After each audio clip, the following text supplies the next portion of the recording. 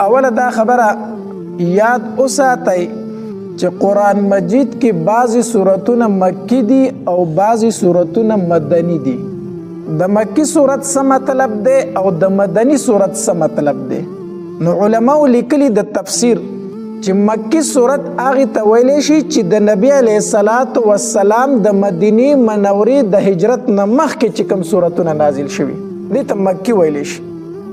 بیا کو هغه په مکه کې نازل شوی او که د مکې نه بار نازل شوی وي، خو چې د هجرت د نبی علیه السلام نه مخکې کوم صورت نازل شوی هغې ته مکي ویلی شي. او د نبی علیه الصلاة والسلام د هجرت د مدینې نه چې وروستو کوم صورتونه نازل شوي دي هغې ته مدني ویلی شي. کو هغه بیا په مدینه منوره کې نازل شوي او کو د مدینې منورې نه بار چرته په مضافاتو کې نازل شوي وي. نو یو مکی صورت دی یو مدنی صورت دی. نو مکی صورتونه هغه چې قبل الهجرت د هجرت نه مخکې، مدنی صورتونه هغه چې د نبی علیه السلام د هجرت نه وروسته نازل شوي دي. سوره فاتحه دا مکی صورت دی، یعنی د نبی علیه السلام د هجرت نه مخکې نازل شوی دی. بیا په دې قرآن مجید کې د صورتونو دوه قسمه ترتیب دی، یو ترتیب نزولی دی یو ترتیب مصحفی دی. ترتیب نزولی هغې ته ویلی شي چې په نبی علیه الصلاة والسلام باندې کوم صورت مخکې نازل شوی دی په دې 30 کاله کې. قرآن دا د اسمان د دنیا نه ښکته ځمکې ته په 30 کاله کې لږ لږ نازل شوی دی که نه. نو چې په نبی علیه الصلاة والسلام کوم صورت مخکې نازل شوی دی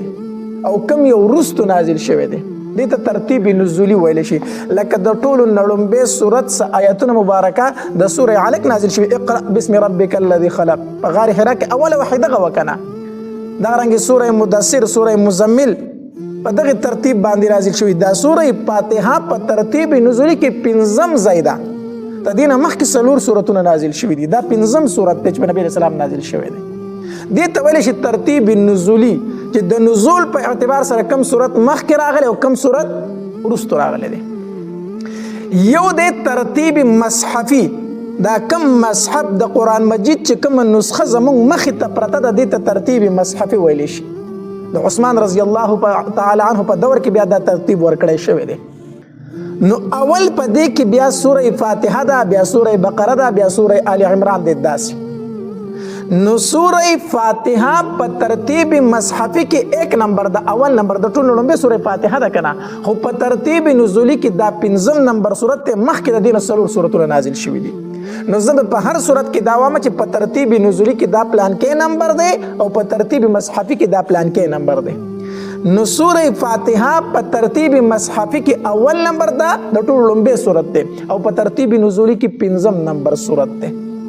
دا دوه ترتیب دی په دې کې. نو سوره فاتحه دا اول نمبر صورت ته په ترتیب مصحفی کې او په دې صورت کې 2 آیاتونه مبارکه دي. د سوره فاتحه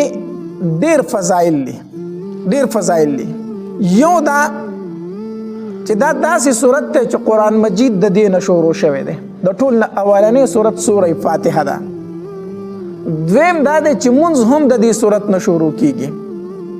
او دریم دا دی چې د نزول په اعتبار سره پوره صورت چې نازل شوی هغه سوره فاتحه اول صورت دی. ما درته وی چې په ترتیب نزول کې دا 5م نمبر د دې نه مخکې د سوره علق څه آیتونه نازل شوي، بیا د سوره مزمل څه آیتونه نازل شوي، بیا د سوره مدثر څه آیتونه نازل شوي. خو په یو ځای پوره صورت چې نازل شوی په ټولو کې اول نمبر د سوره فاتحه ده. نو دغرنګې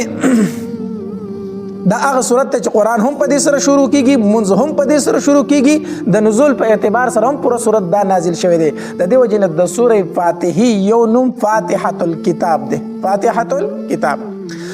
دویم خصوصیت د دې صورت دا دی چې دا سوره فاتحه د ټول قرآن متن دی او دا باقی قرآن د دې شرح ده. دا ټول قرآن شرح د چا ده؟ د سوره فاتحه. دا متن دی ځکه چې په ټول قرآن کې مقصودی خبره هغه دا ده ایمان او عمل صالح. ایمان راوړئ او نیک عمل وکړئ. دا په ټول قرآن کې دغه مسله بیانېږي که نه؟ ایمان راوړئ او نیک عمل وکړئ.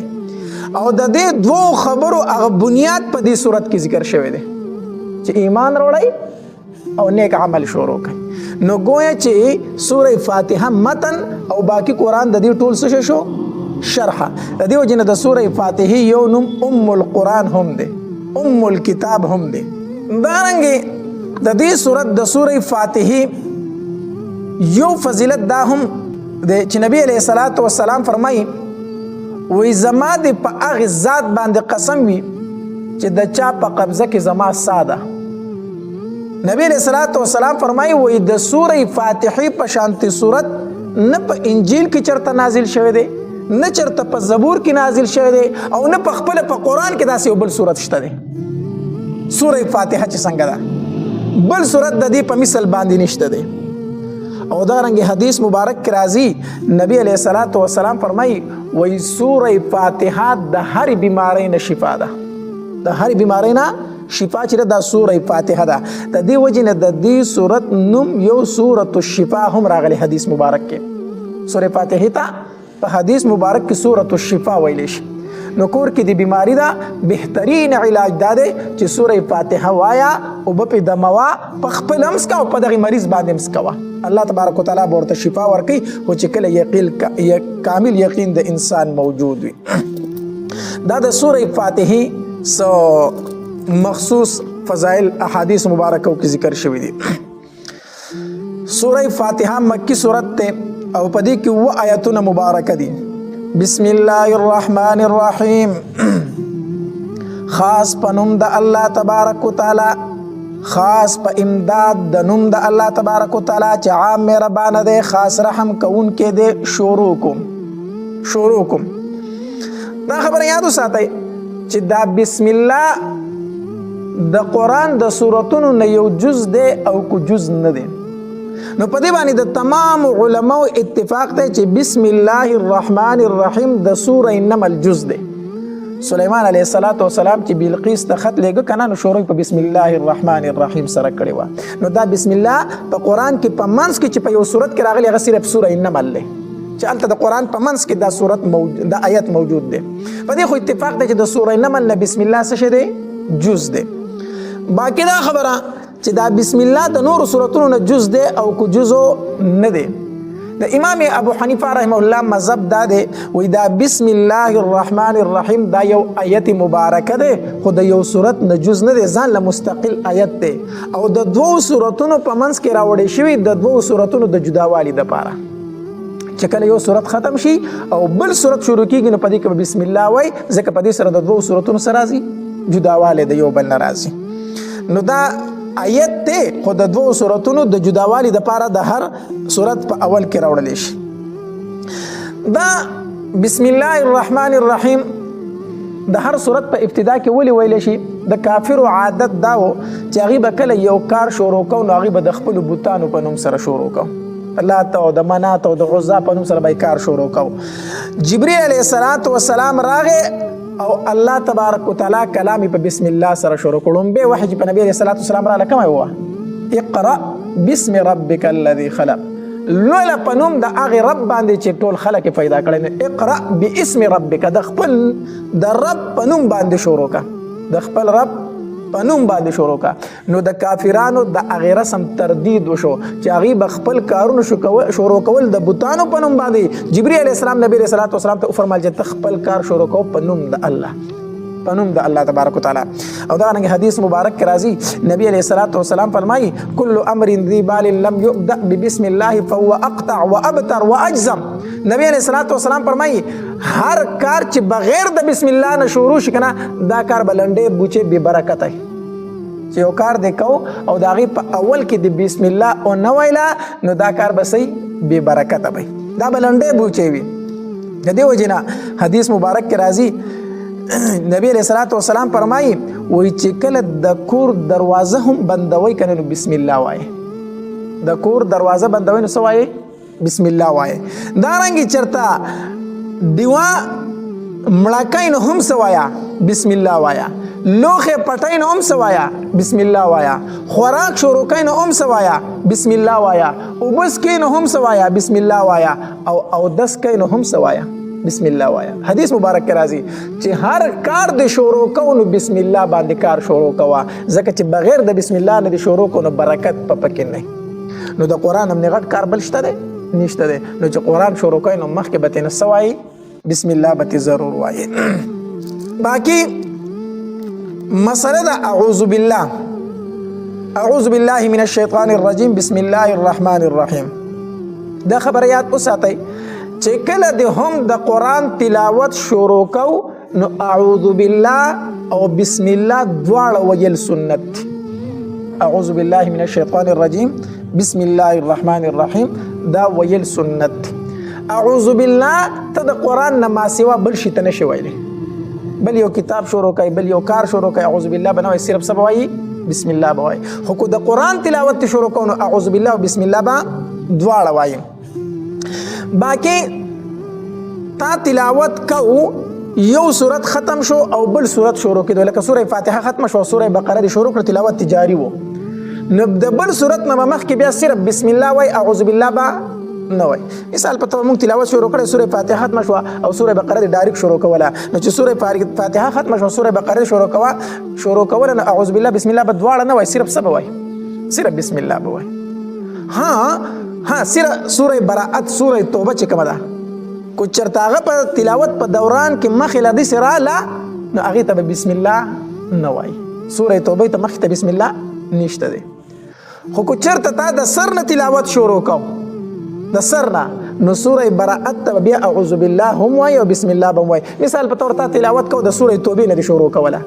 نو دا نه خلک وي بسم الله به نه وای، دا نه چې د سوره توبه نه تلاوت شروع کوي او بسم الله به نه وای، اعوذ بالله به بیا وای بسم الله به هم وای. خو کو تا تلاوت کو روان وي او سوره توبه مخې لراله نو بیا بسم الله نه وای. دا په اړه خو شوي کنه بعضی خلک وي سوره توبه ته بر سره بسم الله وای نه تا چې دا غي ځنه تلاوت شروع کو اعوذ بالله مو وایا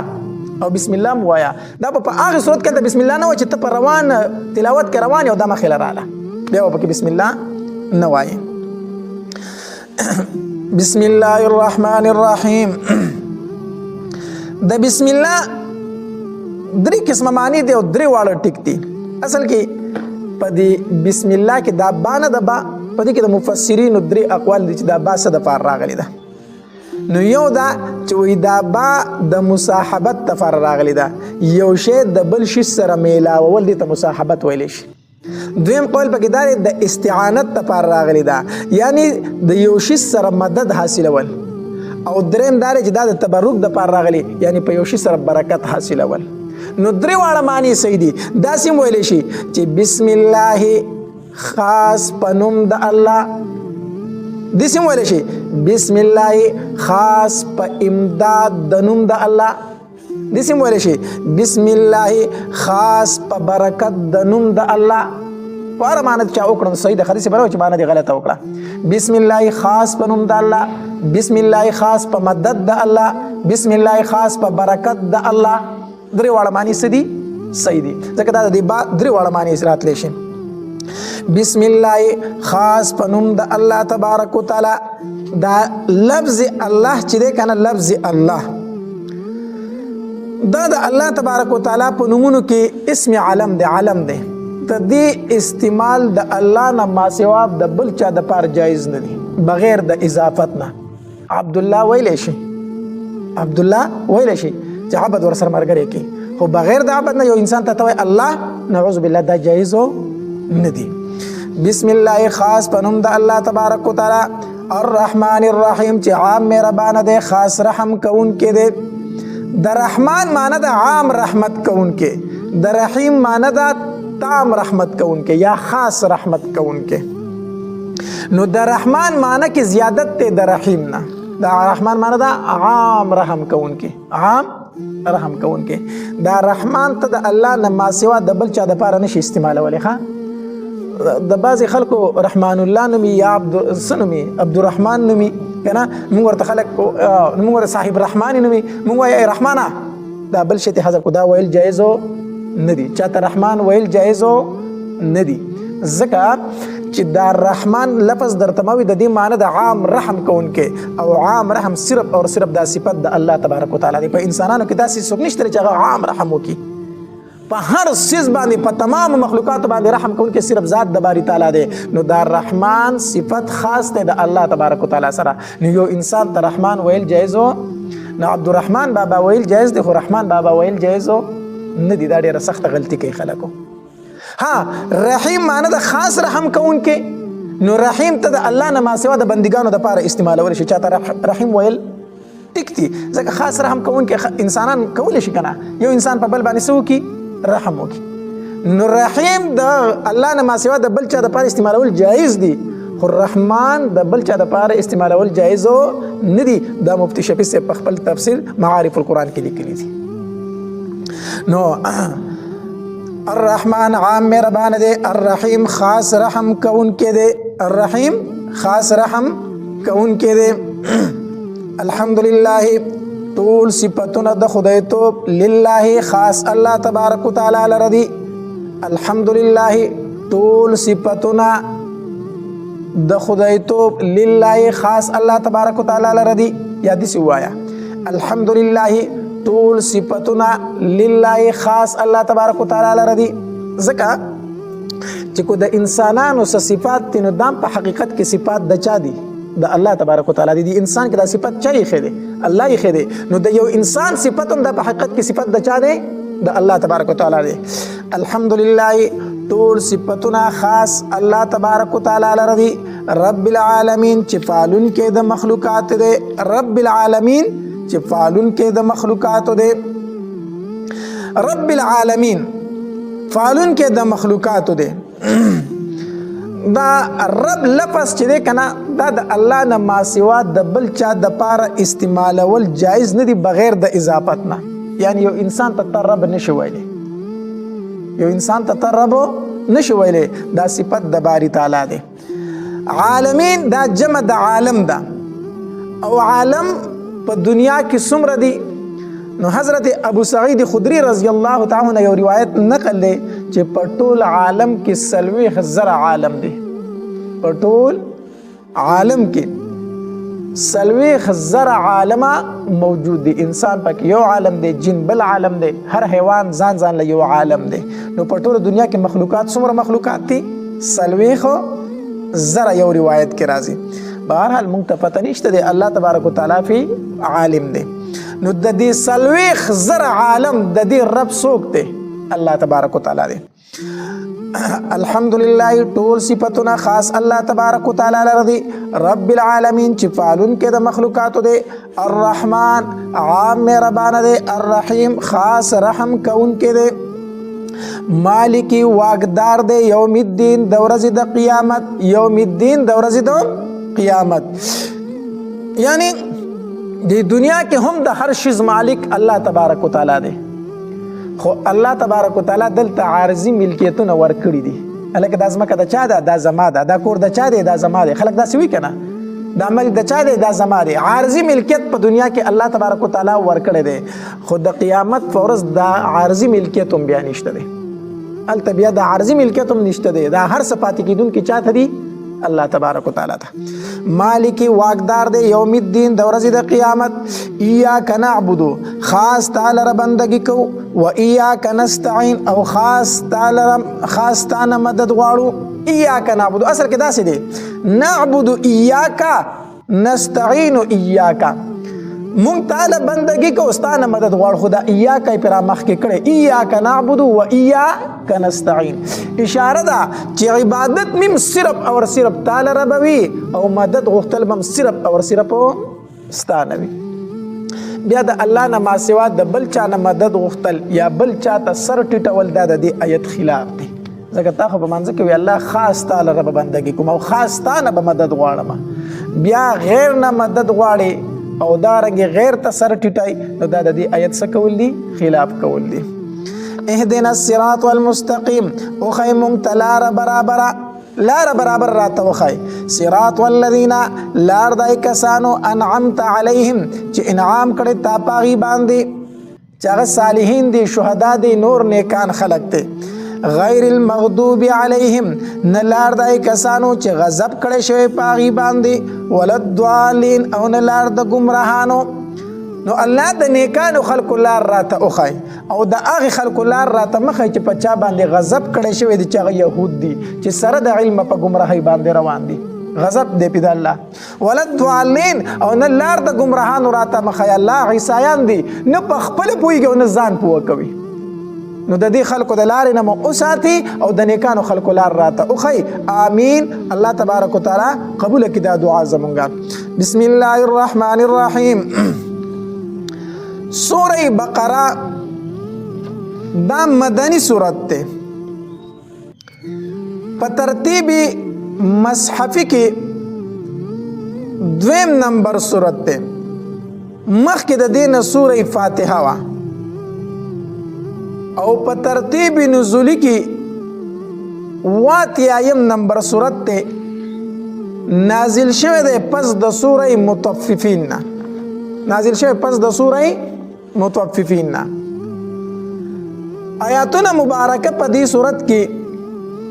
286 دي. 286 آیاتونه مبارکه دي په دې صورت کې. کلمات پکې 6221 دي. 6221 کلمات دي پکې. حروف پکې 25000 او 1500 حروف دي په دې صورت کې. 25500 25000 او 1500 حروف دي په دې صورت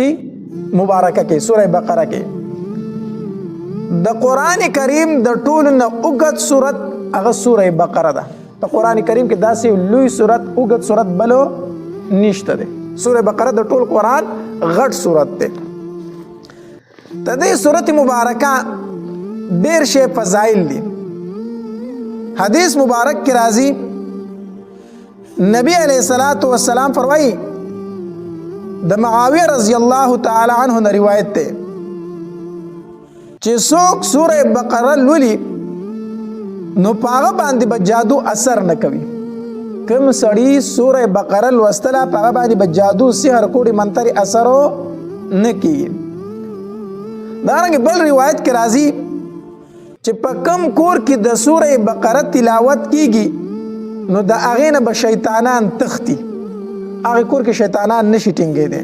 د دې صورت په نومونو کې یو نوم چې دی هغه سنام القرآن دی. سنام القرآن او سنام دا د اوښ قب ته ویلی شي او عربو ته د اوښ دا قب ډېر زیات محبوب و او خوښ پی و. نو د دې وجې نه دې قرآن ته سنام القرآن ویلی شي چې په قرآن مجید کې دا ډېر لوی فضیلت دا صورت لري. د دې صورت مبارکه د هر آیت سره به 80 فرشتي د احترام د پاره راتللې. د سوره بقره چې یو آیت په نازلېدو نو 80 فرشتي به د هر آیت سره راتللې. دارنګه حدیث مبارک کې راځي نبی علیہ الصلوۃ والسلام فرمایي وای په سوره بقره کې یو آیت ده چې د قران د ټولو آیتونو نه افضل ده. د ټولو آیتونو نه سره افضل ده. لکه حدیث مبارک کې راځي نبی علیہ الصلوۃ والسلام د ابی بن کعب رضی الله تعالی عنہ تاسو کو هغه کوم سورته چې د کوم آیت ته چې د قران د ټولو آیتونو نه بهتر ده او غوره ده. نو ابی بن کعب رضی الله تعالی عنہ له جواب ورکو وی آیت الکرسی. کوم آیت ته؟ آیت الکرسی چې دا د قران د ټولو آیتونو نه څه ده بهتر ده او غوره ده. نو نبی علیہ الصلوۃ والسلام ورته دعا وکړه وی بارک الله الله تبارک وتعالى دې ستا په علم کې نور برکت واچي. یعنی جواب دې را سره کو صحیح راکو. الله تبارک وتعالى دې په علم کې سوا چوا نور برکت واچوا. نو دې سوره بقره ډیر زیات فضایل دی. او حدیث مبارک کې راځي نبی علیہ الصلوۃ والسلام فرمایي وی تاسو سوره بقره ولای دا خامخال ولای زکه دې سره برکت زیاتیږي. سوره بقره چې څوک لولي دې سره بس زیاتیږي برکت زیاتیږي او باعث ته برکت ته پکور کې به برکتونه ډیر وي او نل وستلی باعث ته محرومیت دي. کم کور کې چې د سوره بقره لوس نه کیږي دا نه تلاوت کیږي آی کور کې به برکتونه ختميږي. نو نبی رسول الله سلام فرمایي تاسو سوره بقره ډیر ولولای په دې سره پکور کې سره راځي برکت راځي. نو بهرحال د دې سورته مبارکه احادیث مبارکه کې ډیر زیات فضایل راغلي دي. د سوره بقره د سوره فاتحه سره ربط سده په سوره فاتحه پسې سوره بقره ولې په قران کې خو دې شو نو ربط دا دی چې تا مخ کې سوره فاتحه کې دعا وغوښته کنه اهدنا الصراط المستقيم الله ماته نی غلار وخیا د الله تبارک وتعالى نه دی د نی غلار سوال وکړو نو الله تبارک وتعالى ستا دعا قبول کړه او هغه قبولتیا ذکر په دې آیت سره وکړو چې ذالک الکتاب لا ریب فیه انسان ته اوختل زمانہ چې ماته الله نی غلار وخیا نو ستا د دعا مې قبول کړه قران مې درته درکو کنه قران مې درته درکو ته دې تلاوت شروع کا په دې باندې عمل شروع کا دغه نی غلار ده دا قران څه دی نی غلار ده نو ځکه په سوره فاتحه پسې سوره بقره ذکر کړه دویم ربط دا دی چې په سوره فاتحه کې د دریو ډلو ذکر وو یو دا چې په هغې باندې انعام شوی دی صراط الذین انعمت علیهم الله د هغې کسانو لار راته وښیي چې تا په انعام کړی دی چې هغه نیکان دي پیغمبران دي شهدا دي صالحین دي الله د دې خلکو لار راته وښیي دا یوه ډله وه چې په هغې باندې انعام شوی دی دویمه ډله مغضوب علیهم چې په هغې باندې غضب کړی شوی مغضوب علیهم چې هغه یهود دي او درېمه ډله څوک وه ظالین ګمراهان چې هغه عیسایان او نصوارا دي د هغې دریو ډلو ذکر وشو په سوره فاتحه کې په سوره بقره کې د دغه دریو ډلو تفصیل کیږي دغه دریو ډلې په تفصیل سره ذکر کیږي د هرې ډلې ځان له ذکر دی نو ځکه سوره بقره په چا پسې راوړه په سوره فاتحه پسې بسم الله الرحمن الرحیم خاص په امداد د نوم د الله تبارک وتعالى چې عام مهربان دی خاص رحم کوونکی دی شروع کوم الف لام میم الله تبارک وتعالى فو دې په معنا د دې حروف الله تبارک وتعالى فو دې ته حروف مقطعات ویل شي دا د اکثر سورتونو په اول کې راغلي دي او دا هر یو ځان له ساکن ویل کېږي الف لام میم هر یو حرف ځان له جدا ساکن ویل کېږي دویم علماء دې ته مقطعات ځکه ویل شي چې مقطعات د قطع نه دی او لأن علم الانسان منقطع عنه د دې نه د انسان عقل منقطع دی دې ته د انسان عقل نشي رسیدي چې د دې معنا او مطلب څه دی نو موږ یې معنا کوو الله تبارک وتعالى په دې په معنا د دې حروف حدیث مبارک کې راځي روایت یو اثر دی د صحابي هغه فرمایي وای د دې معنا نبی علیه الصلاۃ والسلام ته معلومه ده خو امت ته ذکر کړي نه ده او دا مخکې آسماني کتابونو کې داسې و چې د الله او د الله د رسول په منځ کې به سراز خبره وه او هغه د راز خبرې په قرآن کې د حروف مقطعات دي معنی الله تبارک وتعالی ته او د الله رسول ته معلومه ده او دا د هغې په منځ کې څه شی دی راز دی د راز خبره ده الف لام میم الله تبارک وتعالى په دې په معنا د دې حروف ذالک الکتاب دغه کتاب چې دی دغه کتاب دا ذالک اسم اشاره بعید ده په دې ذالک سره په عربی کې اشاره کېږي لرې شي ته موږ وایو دا او هغه چې نږدې شی دا وایو که نه او چې لرې موږ وایو خغه نو دا ذالک اسم اشاره بعید ده او حالانکه قرآن خو موږ ته نږدې دی نو مقصد دا دی چې تا مخکې کومه دعا غوښتې وه اهدنا الصراط المستقيم نو الله تبارک وتعالى فرمایي دا وروسته چې څومره لوی قرآن دی دا دغه ستا دعا قبوله شوې په دې باندې عمل وکړه یا مقصد دا دی ذالک اسم اشاره بعید ذکر راغلی ده چې د دې کتاب عظمت ډیر لوی او لرې دی نو ځکه ورته اشاره بعید شوې ده ذالک الکتاب دغه کتاب چې دی لا ریب فی هیڅ شک نشته دی په دې کې حافظ ابن کثیر وی لا شک فیه انه نزل من عند الله په دې خبره کې هیڅ شک نشته چې دا قرآن نازل شوی دی د الله تبارک وتعالی نه هدى للمتقین هدایت ته د پاره د متقیانو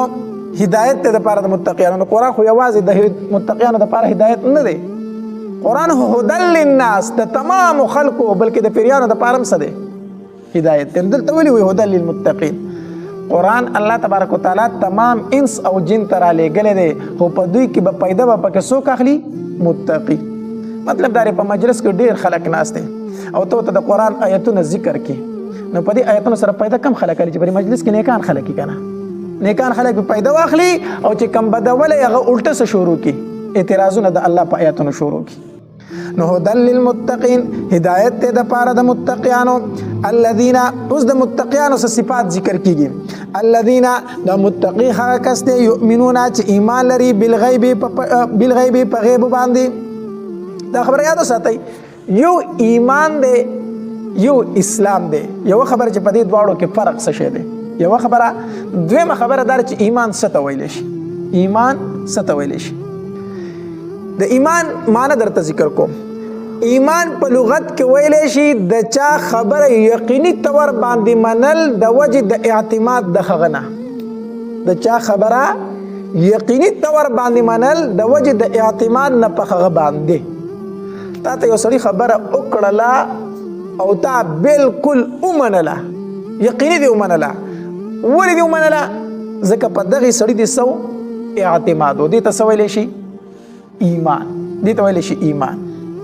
اوس یو شی دی زه مثال به ته ماته زما دا کپړې سپینې دي زه او سپینې دي زه ته ګورم چې سپینې دي یا ته وایي دا تورې دي او زه ته وګورم زه او دا تورې دي دا خبره ما یقیني طور ومنله که نه خو دا ما ستا د اعتماد د وجې نه ومنله که ما ورته پخپله کتل دا خو زما مشاهده ده زه ورته ګورم چې دا خبره داسې ده نو دې ته ایمانو نشي ویلی ایمان دې ته ویلی شي چې مشاهده دې نه وي او ته دغه خبره ومنې او د وجې د اعتماد دغه نه نو ایمان څه ته ویلی شي نبی علیه الصلاة والسلام چې موږ ته کمې خبرې را رسولې دي هغه موږ منو د څه د وجې نه زموږ په نبي علیه السلام باندې څه دی اعتماد دی دې ته ایمان ویلی شي نبی علیه السلام فرمایي جنت شته جهنم شته ملائک شته دا هر څه موږ لیدلي دي نه موږ یې منو ولې ځکه زموږ په نبي علیه السلام باندې څه دی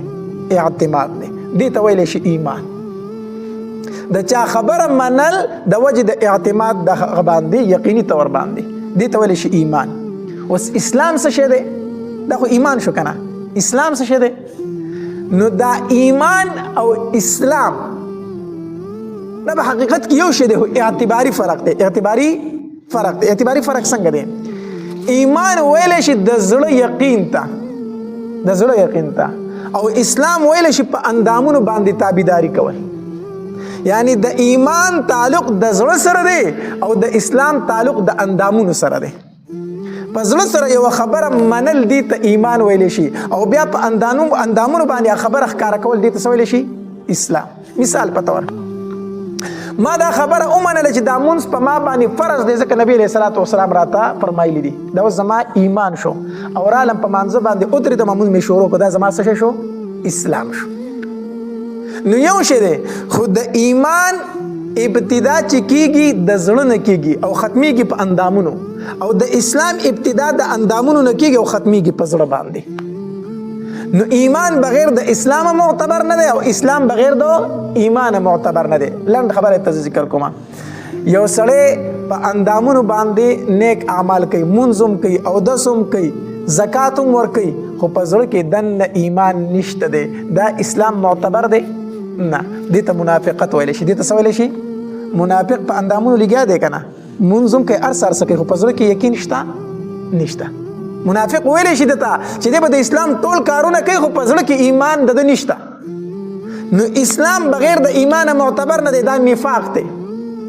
او ایمان بغیر د اسلام معتبر نه دی یو سړی په زړه کې وایي زه الله منم او دا منم چې دا د الله رسول دی خو په اندامونو د هغې اظهار نه کوي په ژبه باندې نه وایي په اندامونو نه کوي نو دا ایمان معتبر دی نه ابو جهل تم پته وه چې الله یو دی ابو جهل تم ته پته وه چې دا د الله رښتینی پیغمبر دی خو د دې اظهار یې کو نه د دې اظهار یې نه کو په زړه کې دا خبره پرته وه خو اظهار یې په اندامونو سره نه کو نو هغه ایمان معتبرو نو به الله په زړه سره مني نبی اسلام په زړه سره مني او په اندامونو سره به د هغې اظهار هم کوي ټیک شو که نه نو دې ته ویلی شي ایمان او اسلام ایمان او اسلام نو د ایمان تعلق د زړه سره او د اسلام تعلق د اندامونو سره او هر یو بغیر د بل نه معتبر نه دی چې ایمان هم وي او اسلام هم وي اله سړی مسلمان دوره خبره باندې پوه شو که نه نو یؤمنون الذین دا کسان دي یؤمنون چې ایمان لري بالغیب په غیب باندې غیب څه ته ویلی شي ما غاب عن الحواس چې د حواس ظاهریو نه غایب وي یعنی یو شی منل بغیر د دینه چې هغه ته په سترګو لیدی نه شي په غوږونو اورېدی نه شي په ژبه څکلی نه شي په پوزه بویولی نه شي لاس ورته ورړلی نشي او بیا یې مني دې ته څه ویلی شي غیب دې ته څه ویلی شي غیب جنت مونږ لیدلی دی نه جهنم مونږ لیدلی دی نه فرشتې مونږ لیدلی دي نه ایمان خو پېشته که نشته دې ته ایمان بالغیب ویلی شي دې ته ویلی شي ایمان بالغیب الذين دغه کسان دي یؤمنون چې ایمان لري بالغیب په غیب باندې ويقيمون الصلاه او پابندي کوي د مانځو نو د متقی او صفت دا شو چې ایمان په غیب باندې لري دویم صفت پیسوي ويقيمون الصلاه او پابندي به کوي د مانځو ومما او د هغه مال رزقناهم چې ورکړې مونږ دوی ته ينفقون خرج کوي ومما رزقناهم ينفقون او د هغه مال چې مونږ دوی ته ورکړې خرج کوي ګوره دې آیت کې ډېره عجیبه اشاره ده الله تبارک وتعالى فرمای ما چې ورلکه مال ورکړې دا غې نه خرج کوي اشاره ده دې خبرې ته چې انسان استا سره چې داسې دي دا په حقیقت کې ستانه دي دام زما دي دام زما دي نو الله تبارک وتعالى فرمای ما چې ورته څه ورکړې دي مطلب دا چې دا خرج چې کوي د هغه مال چې ما کم ورکړې دي نو مطلب دا انسان استا سره چې سړي دام ما درکړي نو زما د مال نه مال راکا زما د مال نه مال راکا او مما دي مما کې اشاره ده څه خبرې ته چې ټول درنم نه غواړم صحیح نه راکا صحیح نه راکا نو ګوره د الله تبارک وتعالى په موږ باندې څومره لوی احسان دی لکه مثال په تور ته یو سړي د پیسې ورکړي دي او ته ورته وایي چې دا ټولې تا ته پاتې نه درنه غواړم زما پیسې دي خو تا ته پاتې خو خیر دی لږ غونته ترې راکړه او هغه بیا وایي چې ته ما سره زیاتې کوي نو دا به دې ښه خبره کوي نه الله تبارک وتعالى فرمایي ما درله درکړی دی او ټول درنه نه غواړم لږ حصه ترې راکړه 40 روپۍ درنه غواړم که نه او په هغې به نیم په لاکو کې نه 2,500 روپۍ غواړم په هغې کې هم ته وایي دا زیاتې دی نو اشاره دی خبرې ته چې ما درکړی او هغه درنه هم څه حصه غواړم نو د متقي دریم صفت دا دی چې الله ولکه مال ورکړی دی په هغې کې به د الله تبارک وتعالی حصه کوي ومما د هغې مال نه رزقناهم چې ورکړی مونږ دوی ته ينفقون خرج کوي والذین او څلورم صفت د متقیان هغه کسان دي یؤمنون چې ایمان لري بما پای کتاب باندې انزل چې نازل کړی شوی دی الیکا تا ته مراد تینا قرآن دی قرآن به یقین وي وما پای کتابونو انزل چې نازل کړی شوی دی من قبل کا مخکستانه یعنی نور چې څومره آسماني کتابونه دي په هغې باندې به هم څه وي ایمان وي څو صفتونه شو څلور او پنځم وبالآخرت او په آخرت باندې به هم دوی یوقنون یقین ساتي نو د متقی څو صفات شو پنځو اول صفت پیدا چې ایمان به لري په غیب باندې دویم صفت د متقی دا دی چې د مونځ پابندي به کوي یو سړی مونځ نه کوي وایي زه متقي ما د متقي کېدی شي نشي کېدی دریم صفت دا دی چې دی به د الله په لاره کې خرج کوي او څلورم صفت دا دی چې په قرآن او په نور آسماني کتابونو باندې به څه وي ایمان وي او پنځم صفت دا دی چې په ورځ د آخرت پیسې وي ایمان وي وبالآخرت هم یوقنون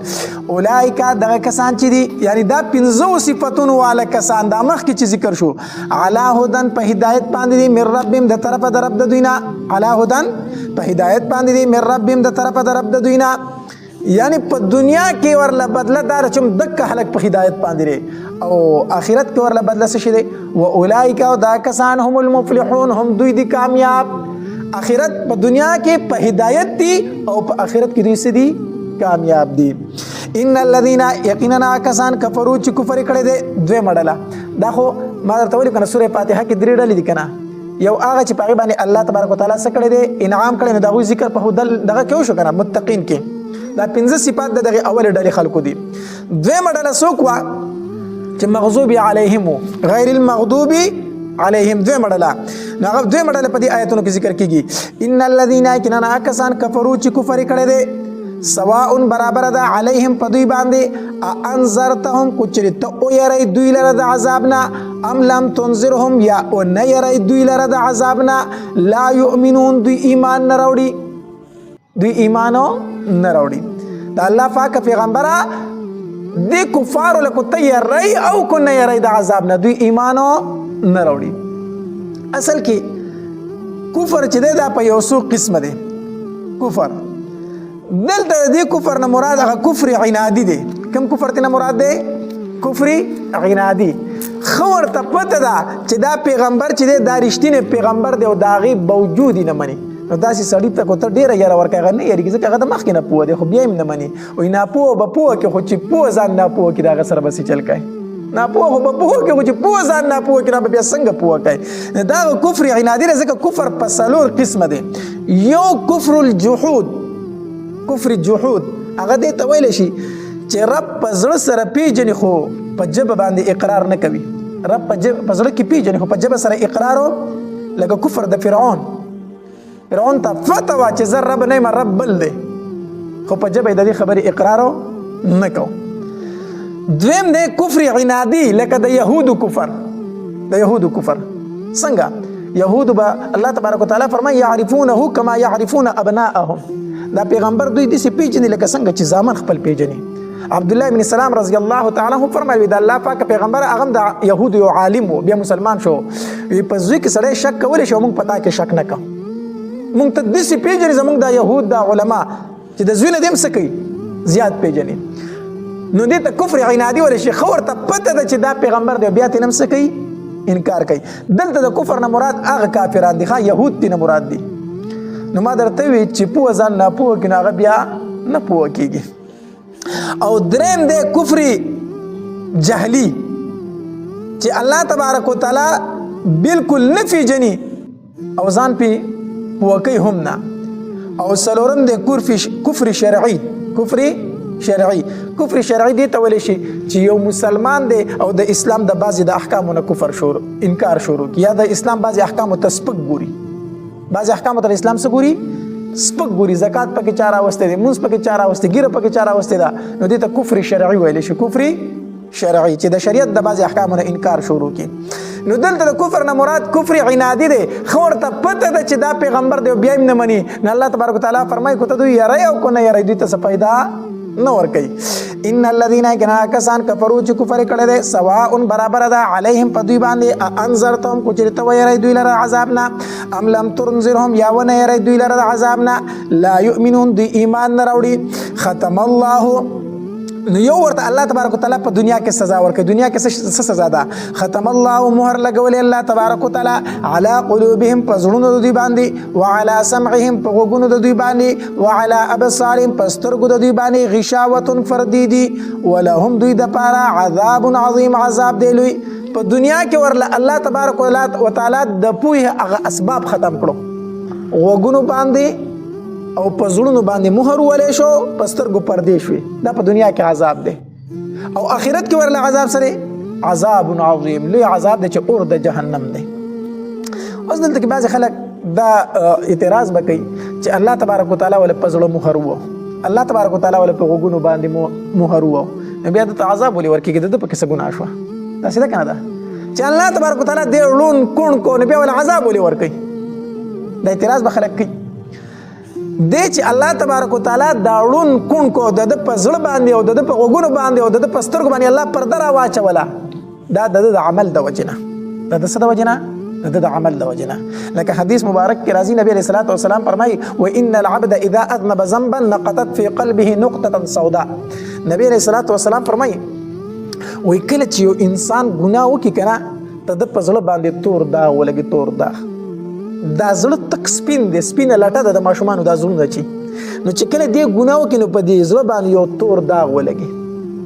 نو چې کله په سپینه کپړه باندې تور داغ ولګي نو سړی بې چینه وي که نه، چېرې دا کپړه مې پاکه کړه ډېره بده ښکاري ومینځلې، نو که ده توبه ویسته نو دا زړی بیا صفا شي. خو که توبه یې ونیسته نو دغه داغ پاتې شو که نه، نو ده پسې بل ګناه وکړو، نو چې بل ګناه یې وکړو نو بیا پې بل داغ ولګېدو، نو چې بل ګناه وکړو نو بل داغ پې ولګېدو. دې ګناه کوي او توبه نه وباسي، ګناه کوي او توبه نه وباسي، حتی تر دې پورې چې دا سپین زړه تک تور شي. دا سپین زړه څه شي؟ تک تور شي. نو چې تک تور شي که نه او دې توبه نه وباسي، دې هغې حالت ته بیا ورسي چې ده ته بدي ښه ښکاري او نیکي ورته بدي ښکاري. ده ته بیا بدي ښه ښکاري. ډېر مسلمانان به تاسو لیدلي که نه چې هغه به دا ګانې بجانې کوي، ټپې به کوي، ګانې به وایي، ډانسونه به کوي. ته ورته وایې لکه دا کار ولې کوې؟ زه خو د خلکو زړه خوشحالوم، دا خو ثواب دی. داسې وي که نه؟ دا خو خلکو زړونه خوشحالول دي، د خلکو په مخ باندې خندا راوستل دي، دا د ټینشنونو دور دی. دا خو موږ دا خلک خوشحالو. دا د هغې حد ته رسېدلی چې ده ته ګناه ښه ښکاري. اوس دا د هغې حد ته رسېدلی، ته د زړه تک تور شوی دی، اوس نیکي او بدي نه پېژني، دا یې حد ته رسېدلی دی. نو چې کله انسان ګناه کوي او توبه نه وباسي، نو دا زړی چې تک تور شو نو په آخر کې په الله مهر وه. نو چې مهر یو بیا تینا الله تبارک وتعالی تعبیر کوي ختم الله مهر پی وو الله تبارک وتعالی طبع الله په مهر بل ران على قلوبهم پسونو سره راغې زنګ راغې دا الله تبارک وتعالی په دا مهر د مخ کې نه والو نه دا مهر په ولي وال شو د عمل د وجنه چې د ګناه کوي او توبه نو باسي زړه تک تور شي الله دې موږ دای حالت ته نه رسي دای حالت ته چې ورسېدي بیا سړی د نیکه او د بدۍ تمیز نشي کولای د ګناه تمیز نشي کولای نو که څوک دا اعتراض کوي چې الله ولې په زړه باندې مهر والدین وای دا ول الله والے خود د عمل د وجنه دې په ګناه کې آی حتی ورسېد چې د واپسی ګرانه بیا ختم الله مهر لګول الله تبارک وتعالى على قلوبهم پزونو دوی باندې وعلى سمعهم په وګونو د دوی باندې وعلى ابصارهم پسترګو د دوی باندې غشاوتن پردي دي ولهم دوی د پاره عذاب عظیم عذاب دی لوی ومن الناس زن د خلقنا من خاصوک دي یقولو چې وای آمنا من ایمان راوړې دی بالله په الله تبارک وتعالى باندې په خله باندې دا خبره کوي چې ما ایمان راوړې دی او په خله باندې ولې دا وای په دې کې سپیده خپلوي ځکه د مسلمانانو نه سپیدي حاصلوي نو ځان مسلمان ثابتوي ومن الناس زن د خلقنا من خاصوک دي یقولو چې وای په خله باندې آمنا من ایمان راوړې دی بالله په الله تبارک وتعالى باندې وبالیوم الاخر او په ورځ د آخرت باندې وما هم او ندي دوی بمؤمنین ایمان راوړون کی پزړه سره په خله سره ما ایمان راوړې دی خو پزړه سره ایمانو نه دی راوړې یخادعون الله چلول کوي دوی د الله تبارک وتعالى سره والذین او دای کسانو سره امنو چې ایمان راوړې دي د بخبل سره کې وی مسلمانان می دوکا کړو وما يخدعون او دوی چلول نه کوي یعنی دوکا نه کوي الا انفسهم مگر د خپل ځانونو سره وما يشعرون او دوی نه پويږي وما يشعرون او دوی نه پويږي دی خو ما الله دوکا کو ما مسلمانان دوکا کړو نه دی الله دوکا کو نه دی مسلمان دوکا کو خپل ځان دی دوکا کو چې ځان دی اور د جهنم ته وښتو فی قلوبهم پزړونو دوی کې مرض د منافقت ته فزادهم الله پزیات کی دوی لر الله تبارک وتعالى مرضن دا مرض ولهم او دوی د پاره عذاب علیم عذاب درناک ته بما كانوا پسب داغي چې دوی یکذبون چې دروغ ویل دوی له درناک عذاب دی او دا درناک عذاب ولې دی منافق له درناک عذاب دی ولې یکذبون دي سوای دروغ وای دروغ ویل دا ګناي کبیره ده او حدیث مبارک راځي نبی رسول الله والسلام فرمای د منافق 3 علامات دي او پاره کې یو علامات دار اذا حدث كذب چې کله خبرې کوي دی بسوي دروغ بوای نبی رسول الله فرمای د منافق یو علامت دار چې کله دی خبرې کوي سبب وای دروغ بوای نو دروغ دا ګناي کبیره ده حدیث مبارک کې راځي وای کله چې انسان دروغ ویل شروع کی ته د سره چې کمی پرشتي ناستې دي ته د اعمال لیکي هغه د نه لري او تختی ځکه د خولې نه یو بدبوی شروع شي او د هغه بدبوی د وجنه د پرشتي د نه لري شي ځکه پرشتي د بدبوی نه سکی نفرت کوي کنه جمعه ته چرازي وي بدبودار اسیز مخوره پیاز مخوره اوګه مخوره تر سوچ دي د بوند خولې نه ردیتله دا وجه دا چې خو جمعه زید د پرشتو دي دلته پرشتي موجود وي او دویم دا دی چې په مسجد کې خلک ګڼ وي نو ستا د خولې د بوی نه بل انسان ته تکلیف رسي نو پرشتي د بدبوی نه نفرت کوي چې کله د دروغ ویل شروع کړي د خولې نه بدبوی شروع شي پرشتي ته نه او تختی چې کله د دروغ ویل پری دی پرشتي ولا واپس را شو دا ګناه ولولي دروغ گناہ کبیره ده نو الله تبارک وتعالى فرمایي ولهم دوی د پاره عذاب علیم عذاب درناک ته بما كانوا په سبب دا چې دوی یکذبون چې دروغ ویل واذا قيل لهم هر کله چې ویل شي دوی ته لا تفسدوا رانه مکوي فی الارض فزمکه کې قالوا نوید انما نحن یقینا مونږ مصلحون اصلاح کوونکیو خپل شرط هم سوای منافق سره اصلاح وای الا خبردار انهم یقینا دوی چې دي هم المفسدون هم دوی دی ورانی کوونکی ولکن لا يشعرون لیکن دوی نه پوهیږي واذا قيل لهم هر کله چې ویل شي دوی ته امنو ایمان راوړی کما امن الناس سرنګ چې ایمان راوړی دي کامل خلقو د کامل خلقو نه مراد صحابه کرام دي د صحابه کرامو په شان ایمان راوړی قالوا نويدو انؤمن ايام ایمان راوړو کما امن السفهاء لك سرنګ چې ایمان راوړی دي بي وقفو نعوذ بالله صحابه کرامو ته سو ویلو بي وقف ویلو ویل به د مکی مشرکین کنا کوي چرته د اسلام خصیص وی کنا نو دی غریب خلکو به زمونږ نه مخکیواله نه وکړي دیتا دوی پس پویږي مونږ خيار خلک یو کو د اسلام خښوي نو دوی به زمونږ نه مخکې شوي دیتا خو دا خښه دینا نعوذ بالله قالوا نوایدو انؤمن ايام ایمان راوړو کما امن السفهاء لکه سرنګ چې ایمان راوړ دی بي وقفو الا خبردار انهم یقینا دوی چې دي هم السفهاء هم دوی دی بي وقفا دوی سدي بیوقوفه دي. الله تبارک وتعالی فرمایي دا مشرکین په خپل بیوقوفه دي. د صحابه کرامو د طرف نه جواب چا ورکو؟ الله تبارک وتعالی ورکو. الا خبردار انهم یقینا دوی چې دي هم السفهاء او هم دوی دي بیوقوفه ولکن لا يعلمون لیکن دوی نه پوهیږي و اذا لقوا الذين او هر کله چې ویل شي دوی ته امنو ایمان راوړی قالوا نو وای دوی و اذا لقوا الذين او هر کله چې دوی مخامخ شي دای کسانو سره امنو چې ایمان راوړی دي قالوا نو وای دوی آمنا من ایمان راوړی دي. د مسلمانانو سره چې به مخامخ شنو دوی بسوي من ایمان راوړی دي. و اذا خلوا هر کله چې بلاړو الى شیاطین خپل مشرانو ته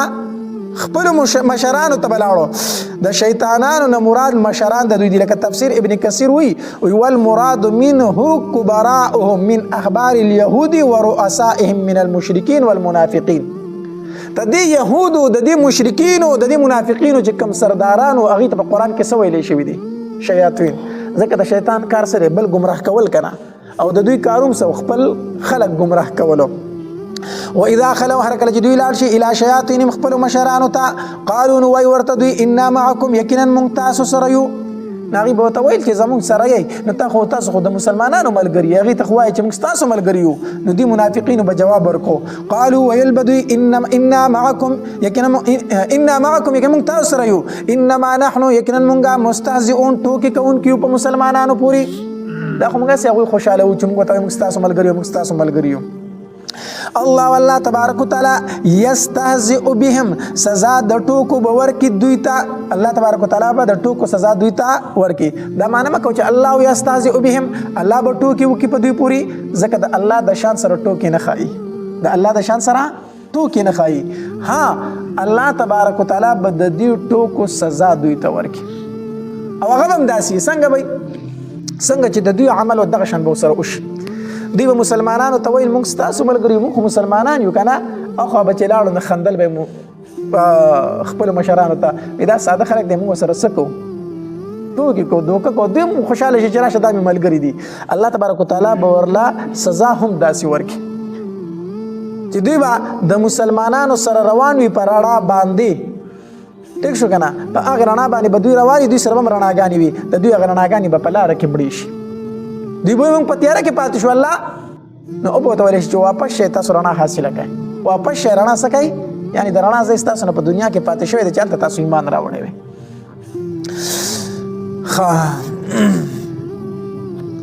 الله تبارک وتعالى یستهزئ بهم سزا د ټوکی باور کې دوی ته ويمدهم پریدي دوی فی طغیان پسر کشید دوی کې یعمهون حیران او پریشان. اولئک الذین دغه کسان دي اشتروا الضلاله چې خوخه کړه گمراهی بالهدى په بدل د هدایت کې. اولئک الذین دغه کسان دي اشتروا الضلاله چې خوخه کړه گمراهی بالهدى په هدایت باندې یعنی هدایت پری خود گمراهی واغستا. فما ربحت تجارتهم نو ګټه اونکړه تجارت د دوی وما قانون دی محتدین سملار مندون کی. مثلهم مثال د دوی کمثل الذی پشان دای کسته استوقد نارا چې بل کړي وورو. دا مثال یا د منافقینو دی او یا دا مثال د نبی علیه الصلاۃ والسلام او د مکی د مشرکینو دی. دا مثال کو د منافقینو شی بیا به معنی دا شي چې دی مشرکینو هم دی منافقینو رڼا د اسلام حاصل کړه ځکه چې په خلکو وي موږ مسلمانان یو کنه خو په زړه کې د هغې څه وکړو انکار وکړو. د دې مثال داسې دی چې یو سړي ځان سره لید اغوستی وي رڼا اغوستی وي او هغه رڼا بیا مړه کړي ځان په تور تم کې پرېږدي. دغه مثال د منافقینو دی. د اسلام هغه رڼا یې واغسته خو هغه رڼا یې مړه کړله انکار یې ترې وکړو نو په تیاره کې پاتې شو. یو مثال دا دی. یا دا مثال د نبی علیہ الصلوۃ والسلام او د مکی د مشرکینو دی. مثلهم کمثل الذی استوقد نارا. بیا مطلب دا دی چې نبی علیہ الصلوۃ والسلام مثال د هغه چا دی چې دغه سره رڼا وي او د مکی د مشرکینو مثال داسې دی لکه څه کسان چې په توره تیاره کې ناست وي. د مکی مشرکین د کفر په تیارو کې ناستو کنه نو یو کس راغی دوی په توره تیاره کې ناستو دوی ته رڼا بل کړه نو په کار خدا وای چې دوی د دې رڼا نه ځان له رڼاګانې اغوستې وي ځان ته رڼا کړی وي. نو نبی علیہ السلام د مکې مشرکینو ته رڼا راوړه د قرآن نو په کار خدا وای چې دوی د دې رڼا نه ځان له رڼا اغوستې وي کنه نو دوی په ځای د دې چې د دې نه رڼا اغوستې وي راولګېدل هغه رڼا یې مړه کول شروع کړو. د نبی اسلام خلاف سازشونه شروع کړه کنه چې دا رڼا موږ مړه کړو. نو الله تبارک وتعالی ته هغه رڼا واغسته د مکې نه چرته به وستله مدینې منورې ته. نو د دوی مثال هم دک دی، دغه مثال دی د دوی چې یو سړی اور بلکې په کار خدا چې ته راشي دغه نه ځان له رڼا واخلي، نو دا کمک الله چې دا رڼا مړه کړي، نو چې رڼا یې مړه کړه نو دا کسان په تیاره کې پاتې شو، پاتې نه شو، اوس په څه کې په سکروټو به خپېږدي او سوځي به که نه. دغه مثال د مکې د مشرکینو دی. په کار دا و چې دوی د نبي علیه السلام نه رڼا اخیستې وي، خو دوی هغه رڼا مړه کول شروع کړو، الله ته هغه پیغمبر واغستو مدینې منورې له بوسته، دوی په توره تیاره کې پاتې شو. نو مثلهم مثال د دوی بیا به معنی دا شي مثلهم و مثلک یا محمد صلی الله علیه وسلم، مثال ستا او مثال د دوی. مثلهم مثال د دوی کمثل الذی پشان دای کسته استوقد نارا چې بلکې اور. د نبی اسلام مثال داسې دی چې یو سړی څه کي بلکې اور بلکو او الته څه خلک ناس وي. نو فلما اضاءت فسهر کله چې رڼا کې داور ما خغسو حوله چې چافیره د دین دی ذهب الله نبوزي الله تبارک وتعالى بنورهم رڼا د دوی وترکهم او فرید دوی فی ظلمات فتیرو کې لا یبصرون دوی حسنینی دوی حسو نینی. دا مثال ولګید مثلک ومثلهم مثال ستا اے نبی علیہ السلام او مثال د دوی کمثل الذی پشان د هغه کسته استوقد نارا چې بلکړي وورو. او تفسیر خازن وی وهنا رجال قاعدون التک سکسان ناستی او ترنا بل شي، نو دا کسان راولګ دا رڼا مړه کولو شروع کی. نو فلما اضاءت فسر کله چې رڼا کی داور ما خاصو حوله چې چا پیر د دین دی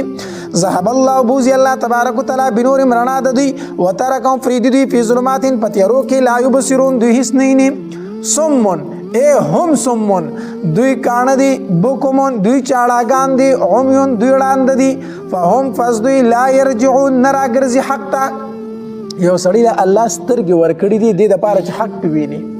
یو سړی له الله تبارک وتعالى جبه د لپاره ورکړي چې حق بیان کړي، یو سړی له الله تبارک وتعالى وګونه دی له ورکړي چې حق ووري. نو په وګونو ته حق نه اوري، په جبه ته حق نه وایي، په سترګو ته حق نه ویني، نو د دې نه چاړه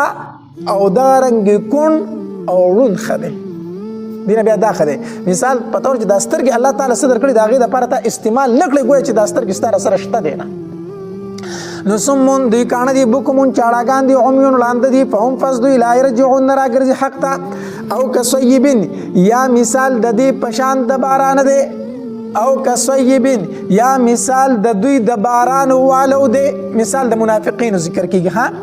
او کصیبن یا مثال د دې منافقینو پشان د باران والده من السماء دبرنا لکه په وسلی باندې دبرنا باران وریږي. نو دا منافق مثال داسې دی فيه په دې باران کې ظلمات تیری وي ورعد غړز غړز وي وبرق او برېښناوي یجعلون دوی ګرځي اصابعهم ګوت خپلي فی آذانهم په غوږونو خپلو کې من الصواعق د وجه د تندرونو نه حذر الموت د وجه د یری د مرګ نه. سړی چې په باران کې رواني که نه او توره شپه ده نو چې اسمان پړک ویني سړي ته لږه لاره ښکاره شي که نه نو دی پکې لږه منډه ګلاره پکې ویني ټیک شو که نه نو بیا پې تیاره شي نو دی په ځای ودرېږي. نو دغه شان دی چې اسمان پړک ووي که نه او یا اسمان کې بره درز وشي نو دی په غوږونو کې ګوتې کېدي، په دې غوږونو کې ګوتې کېښودو سره دی د تندر نه بچ کېدی شي نشي بچ کېدی، خو دی په غوږونو کې زر څه کي ګوتې کېدي چې دا ګړز نه وړم. دکه مثال د منافق دی، د منافق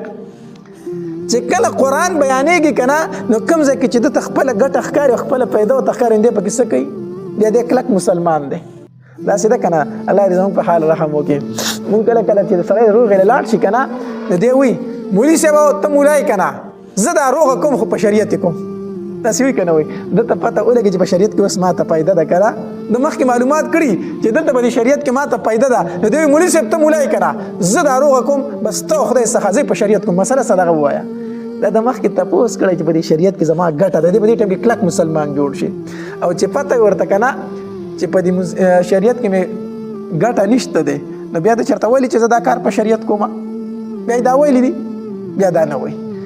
نو منافق یو مثال دا دی چې دی کله په شریعت کې ورته خپله ګټه او فایده ښکاري که نه نو دی بیا کلک مسلماني. د مثال د هغې سړي دی لکه اسمان کې توره تیاره کې چې پړک وي دی پکې منډه کي دی بیا رواني پکې. او چې کله د جهاد حکم راشي داسې ګران ګران احکام د شریعت راشي که نه نو په دغه ډېر بد لګي لکه تندر د اسمان په ده باندې بیا هغه ګړز داسې لګي په د باندې د جهاد آیتونه د قصاص آیتونه نور حدود چې کوم په شریعت کې دي هغه په داسې لګي لکه تندر د اسمان. یاره وایي دا به سړی سنګسارېږي، یاره دا به د سړي نه لاس کټ کېږي، یاره دا به سړی ویشتلی کېږي. دا خو ظلم دی، دا خو د انسانیت خلاف دی. داسې وایي که نه وایي؟ نو دا په بیا بد لګي او چې کوم ځای کې پیدا نو هلته بیا په اسلام سره روان یې. نو د منافق مثال داسې دی لکه یو سړی چې په باران کې ولاړ دی چې کله په قرآن کې دته دنیوي پیدا ښکاري دا دته په تیاره کې پړک دی د اسمان او دی پکې روان دی، او چې کله ګران احکام شروع شي نو په ده باندې بیا دا د تندر اواز وي. بیا نو مثلهم او کصیبین یا مثال د دوی پشان د بارانه واله دی من السماء د برینا فی چفاغی کی ظلمات تیری د کفر دی ورعد او گړز گړوز دی دا ګران احکام دي د قرآن و برق او برېښنا دا بګې د خپل دنیوي پیدا ده. یجعلون دوی ګرځي اصابعهم ګوتې خپلې فی آذانهم په غوږونو خپلو کې من الصواعق د تندرونو نه حذر الموت د یاري د مرګ نه. والله الله تبارک وتعالی محیط احاطه کوونکی دی بالکافرین په کافرانو باندې. یکاد البرق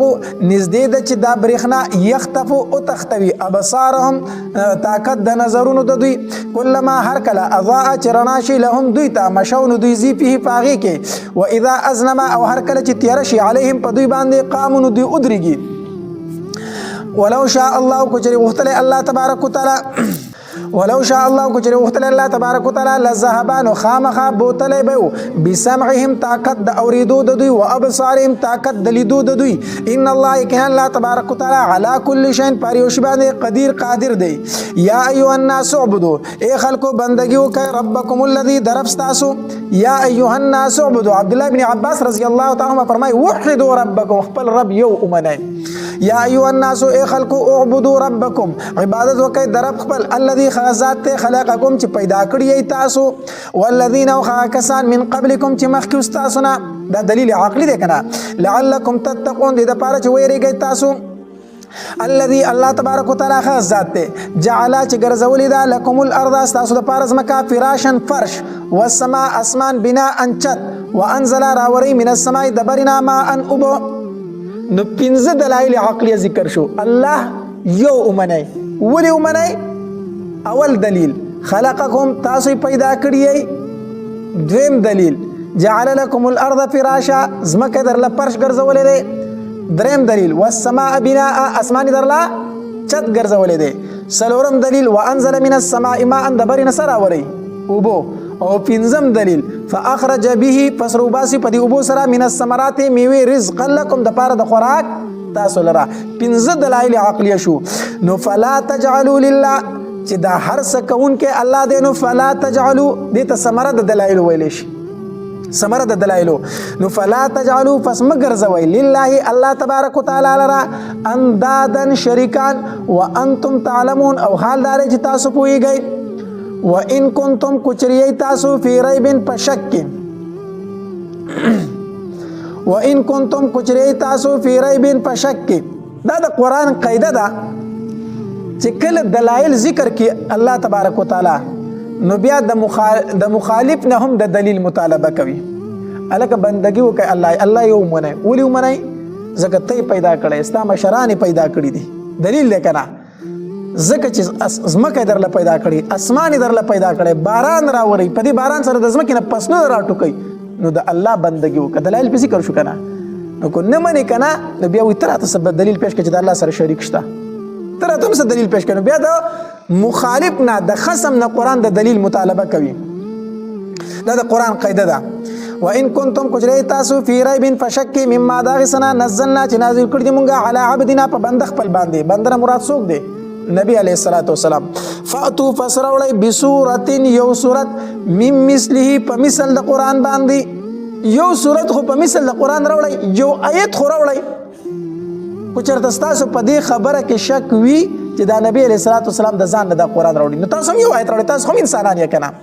وان کنتم کجری تاسو فاتو فسرولای بسورۃ یو سورۃ مم مثله په مثل د قرآن ودعوا روبل شهداءکم گواهان خپل. امام رازی رحم الله فرمای اے کبراءکم خپل مشران مرو غواړي کوئی واضح نشي کولی من دون الله سوا د الله تبارک وتعالى نه ان کنتم صادقین کچری تاسو رښتینی په کوم خبره کې کو چرته تاسو رښتینی په دې خبره کې چې دا قرآن نبی علیہ الصلوۃ والسلام د ځان نه جوړوي چې انه محمد تقول من نفسه چې نبی علیہ الصلوۃ والسلام دا خبرې د خپل طرف نه کوي. نو زه تاسو هم د خپل طرف نه یو آیت راوړی کنه کوم دې خبره کې تاسو رښتینی یې. فإن لم تفعلوا فاسكو چری دا کار تاسو اونکو ولن تفعلوا او هیڅ چری نشئ کولای فاتقوا النار التي فسو یریږي د اور خغنا وقودها الناس چې خشاک داغي خلق ته ول حجاره او غټي دي خشاک داغي خلق ته او غټي. دا حجاره دا کنایه ده د شدت د اورنا دا کنایه ده د شدت د اورنا د جهنم اور دومره سخت کنه چې داغي خشاک په غټي. نو د دنیا اور غټي سيزل شي هر څومره تیز اور دي شي نو غټه خو نشي سيزل کنه. د اخرت اور به دومره تیز چې داغي خشاک په غټي وي غټي دا غټي به بتاوي خشاک وي په دې به بلیږي دا دومره سخت اور ده. دا کنایه ده د شدت نه. او یا بعضی مفسرین وي د دې غټو نه مراد د ګوګړو غټي مراد دي د ګوګړو غټي. او د ګوګړو غټي ځکه و یو خدای چې هغه ور زیات کوي او دیم دار چې دغه تپ سیوا ده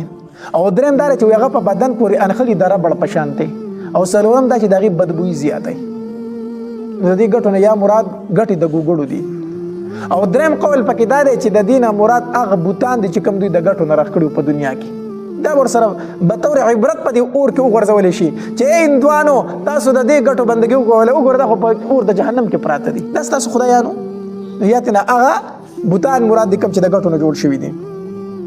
نو وقودها الناس خشاک په داغي خلق وي د خلکو نه مراد کفار دي ول حجاره او غټي او عدت تیار کړی شوی دی للکافرین د فار د کافرو اعدت للکافرین اشاره د دې خبرې ته چې مسلمان د اور خو ما تعالی دی تیار کړي کافر لمه تیار کړي خو ته د ګناونو د وجه نه په خپل ورته داګي په خپل ځان دی ور د جهنم ته ورځي کنه تا ته خو کلمه نصیب شوی ده چې تا ویلې ده. وبشر الذين زير ورکای کسانو لرا امنو چې مان راوړې او عملو صالحات او نیک عملونه کړی دي ان لهم چې کنندوی د پاره جناتین جنتون دي تجري چې بهيږي با من تحتها من تحت اشجارها ومساكنها چې د لاندې دونو د جنت د بنگلو بدانیرونه بهيږي د جنت چې کمی بنگلي دي او کمی ونی دي پای کې بدانیرونه سکیږي بهيږي لکه څنګه چې ولید بنگلو کې بهيږي. نو ان لهم یکنندوی د پاره جناتین جنتون دي تجري چې بهيږي با من تحتها لاندې دونو داغینا الانهار نهرنا جنتنا پر روایت د ابن عباس رضی الله تعالی عنہ کې چې و جنتونه دي جنتونه سودي و دي یو فردوس ته جنت الفردوس دا غي ذکر په سوره کهف کې موجود ده. دویم ده سوره دویم ده عدن دا اغي ذکر هم په سوره نحل کې ده آیت نمبر 31 کې. دریم ده نعیم دا د جنت نوم ده د ذکر ده د سوره واقعه 12 نمبر آیت کې. او سلورم ده مأوا جنت المأوا او د دې ذکر ده په سوره نجم آیت نمبر 15 کې. او پنځم ده دارالسلام څه دارالسلام د هغه ذکر ده په سوره یونس آیت نمبر 25 کې. او شپږم ده خلد جنت خلد د دې ذکر ده په سوره فرقان آیت نمبر 15 کې. اوم ده علیون د دې ذکر ده د سوره تطفیف آیت نمبر 19 کې. نو جنتون سودی او په روایت د عبد الله ابن عباس رضی الله تعالی عنہ خلکو الله دی په وړو جنتونو وګرځاو دا څه وی کنه جنتونو ودی او د دې وړو ذکر په قران کې موجود دی. نو ان لهم یکنندوی د پاره جناتین جنتون دی تجری چې بهيږي با من تحت الانهار لاندې دونو داغینا نهرونه کلما هر کلا رزقو چې دوی ته روزي ورکړي شي منها داغینا من ثمرتين سميوا رزقا د فار د خوراک جنت نور ته سميوا ورکړي شي دا خورا قالو نو وای بدوی هذا الذي دا خغمي ودا رزقنا چې راکړي شي مونږ ته من قبل مخکد دینا یعنی دا خو هغه میوي دي چې کوم مونږ په دنیا کې خوړلې هغه امونه دي او هغه شیزونه دي مونږ په دنیا کې خوړل یا به دا و چې دا خو ملکته مخکې ما په جنت کې خوړل اوس تر بیا غرا کړه. نو و اوتو اور بکړه چې دوی ته به و اوتو اور بکړه چې دوی ته به په جنت کې متشابهن پرنګ کې یو شان او په خوان کې بل شان. معالم التنزيل تفسیر وی وی متشابها فی الالوان مختلفا فی الطعوم رنگونه به د دنیا د میوو په شانتي وي دغه شانتي امونه او داسې چیزونه به وي او خوند به د جنت وي خوند به د څه شي وي جنت دی میوو په شان خوند به نه هغې به جدا خوند وي داسې خوند به یې نه وي ښه په رنګ کې به ولې یو شان وي په رنګ کې به یو شان ځکه وي چې په خوراک کې سړي ته تکلیف نه وي کله کله سړي یو شی نه لیدلی او تا ته مخې ته کېږدي نو ته به حیران یې چې خدای پاک اوس دا به خورم څنګه سړي سره فکر یې که نه چې اوس یو ته به ګورې او بل ته به ګورې چې ورکه خلک شروع کړي چې زه هم چلې زده کړم که دا څه شی دی څنګه یې وخورم نو میوې به دغه شان د دنیا د میوو په شانتي وي ځکه دنیا کې تا خوړلې نو په خوړلو کې به تکلیف تا ته نه وي خو خوند به جدا وي خوند به د جنت وي قالوا وای بدوی هذا الذي دا خو غمی دی رزقنا چرا کړی شوی مونږ ته من قبل او مخکي او اتو اور بکړی شوی ته به په دې جنت کې متشابها پرنګ کې یو شان میوي او په خوان کې بل شان ولهم دوی د پارا پیا په دې جنت کې ازواج بیبیانی بوي مطهره پاکي کړی شوی وهم او دوی بافیا په دې جنت کې خالدون همیشه وي ان الله کنا الله تبارک وتعالى لا يستحي باک نه کوي ان یضرب چې بیان کړي مثلا یو مثال ما بعوضه مثلا ما یو مثال د مثالونه بعوضه دماشي فما فوقها یا پورته دماشینا پوړکوالی کې یا پورته دماشینا پوړکوالی کې کفارو دا اعتراض وکړو وی دا څنګه قرآن دی کله پکې د مچ ذکر دی او کله پکې د میږي ذکر دی او کله پکې د جولاګي ذکر دی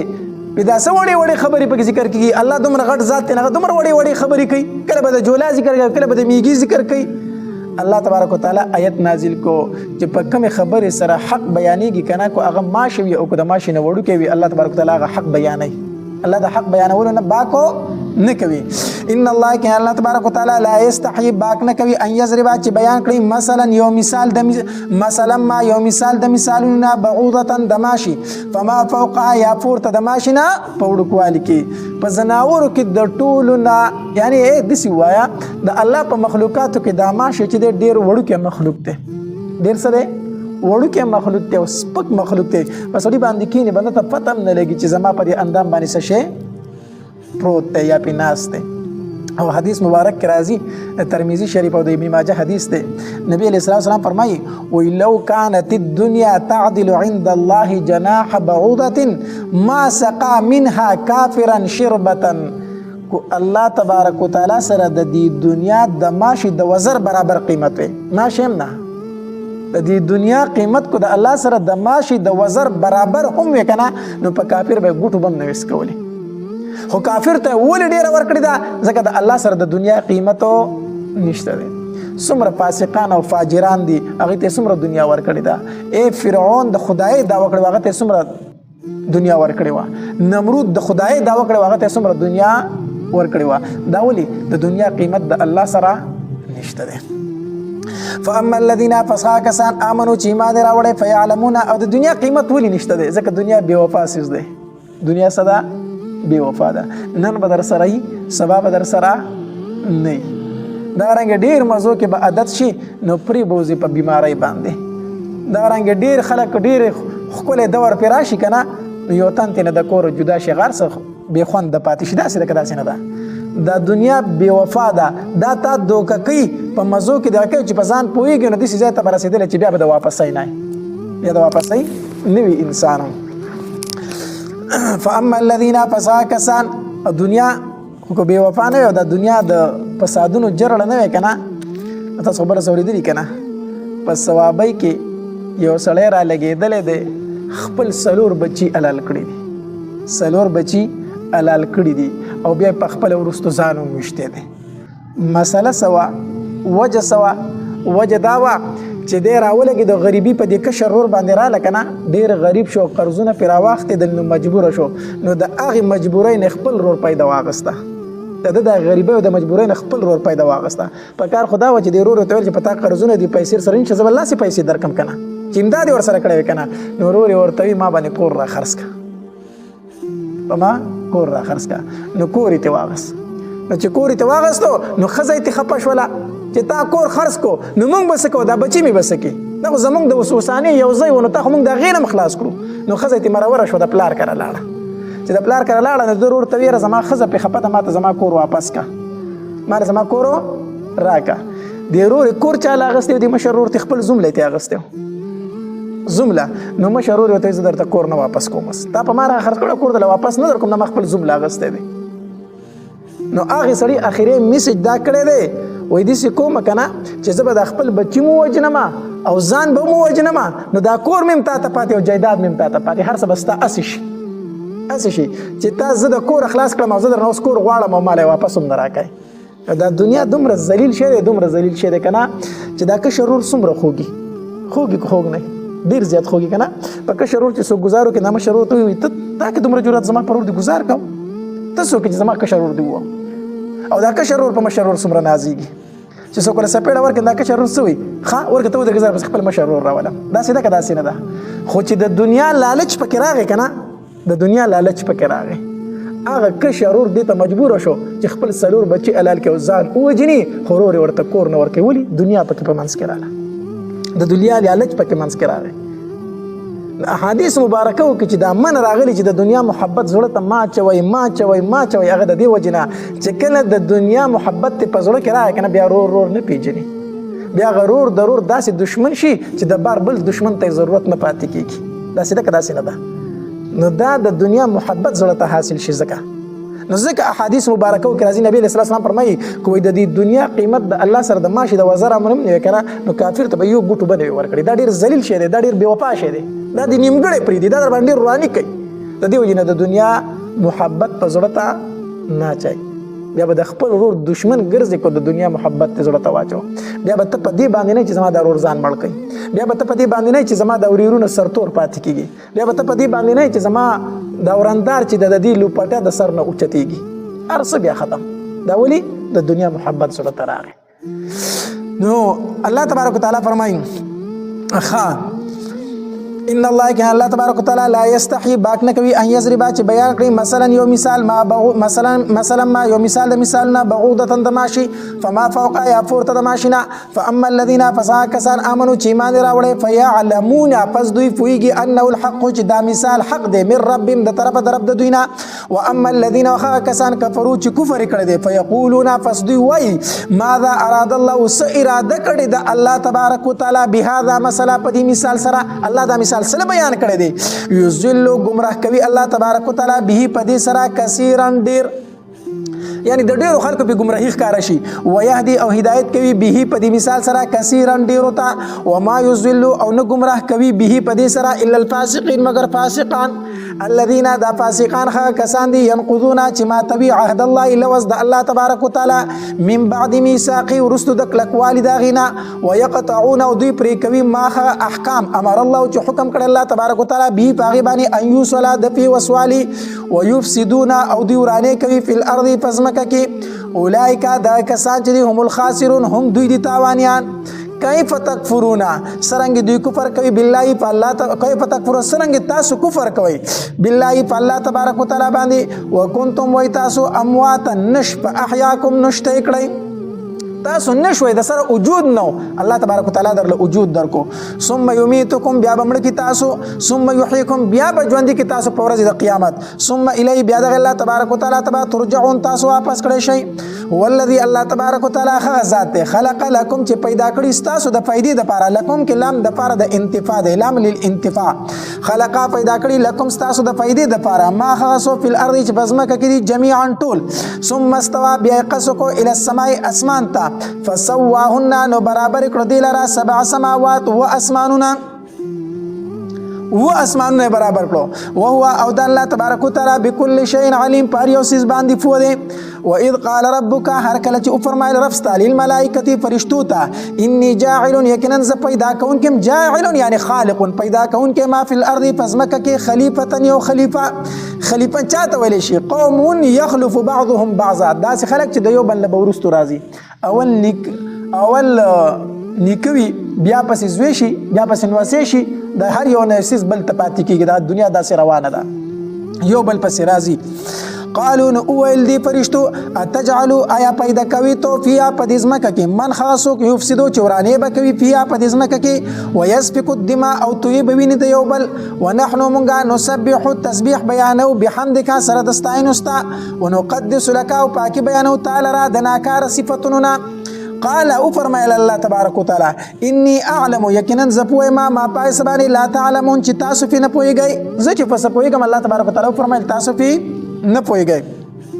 وعلم آدم الاسماء ويخذ آدم عليه الصلاه والسلام تنمونه كلها طول نو تاسو نه چې دنیا څومره سيزونه دي دا ټول ورته خول كلها دا کل عرفي دي مطلب داره چې څومره سيزونه ته ضرورت او بعض د ضرورت سامان آدم عليه الصلاه والسلام ته خود الله تبارک وتعالى ثم عرضهم به پیش کړ دی لره علی الملائکه په فرشتو باندې فقال فسفر من الله تبارک وتعالى انبئوني خبر را کایماته باسماء هؤلاء پنومونو د دې سيزونو باندې ان کنتم صادقین کچری تاسو رښتینی قالوا فرمایل فرشتو سبحانك پاکی د تعالی را لا علم لنا نشته پته مونږ الا ما علمتنا مگر اج تا مونږ ته خود لیدي انك یقینا انت العليم الحكيم تپوي او حکمتون والی قال او فرمایل الله تبارک وتعالى یا آدم اے آدم علیہ السلام انبئهم خبر ورکدوی ته باسمائهم پنومونو د دې سيزونو باندې دا نه چې آدم علیہ السلام ته د دې سيزونو نمونه جدا او خدای فرشتو ته نو خودلی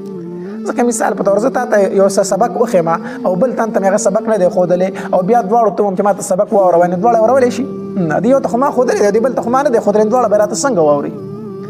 الله تبارک وتعالى فرشتو ته او آدم علیه السلام ټول ته دغه سيزونه او خودل بیا ورته ویل چې د دې اوس ماته پیدا بیان کړي نو فرشتي خوراک سکاک نشي کولای نه ته څه پته و چې د دې بس پیدا ځکه هغه د خوراک او سکاک نه پاک دي